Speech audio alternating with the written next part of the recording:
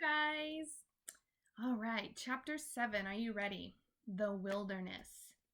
Animal sounds filled the forest, chirps and wing beats and rustlings in the underbush. And then, from the sea cliffs, there came new sounds.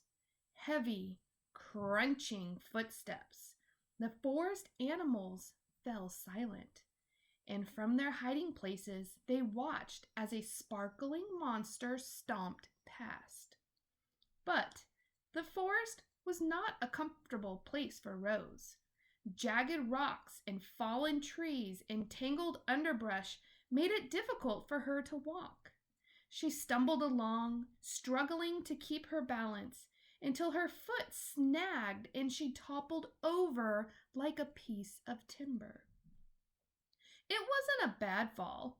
No dings, no dents, just dirt. But Rose was programmed to keep herself in good working order, and once she was back on her feet, she immediately began cleaning herself off. Her hands darted around her body, quickly brushing and picking off every speck of dirt. Only when the robot was sparkling again did she continue through the forest. Rose stumbled on until she found a patch of ground that was flat and open and carpeted with pine needles. It seemed like a safe place, and safety was all the robot really wanted. So she stood there, motionless, all perfect lines and angles set against the irregular shapes of the wilderness. And I want to show you this picture from that chapter. Isn't that cool? You can see Rose in the wilderness. All right. Since I didn't read to you yesterday, I'm going to read you an extra chapter today. And this one is called Chapter 8, The Pinecones. If you stand in a forest long enough, eventually something will fall on you. And Rose had been standing in the forest long enough. A gentle wind whispered through the treetops, and then thunk! A pine cone bounced off her head. The robot looked down and watched the pine cone roll to a stop. It seemed harmless, so Rose went right back to doing nothing.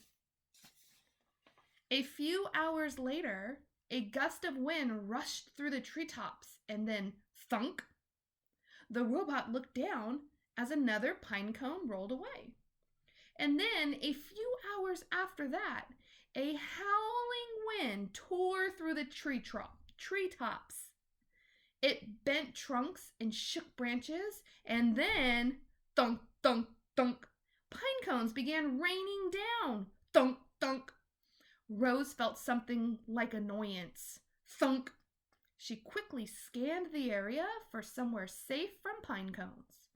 And she spotted the perfect place when she looked up at the huge rocky shape that towered above the forest.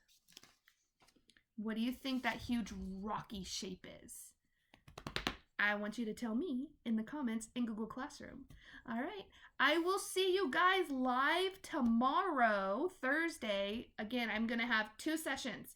I'm going to have one at 1 p.m. and one at 6 p.m. So if you can't make one, make the other. If you can't make any of them, that's okay too. And it's not mandatory. So if you come, you just want to visit or ask me questions, that's perfect. But just know it's not a mandatory meeting, okay? Have a wonderful night, and I will see you tomorrow. Bye.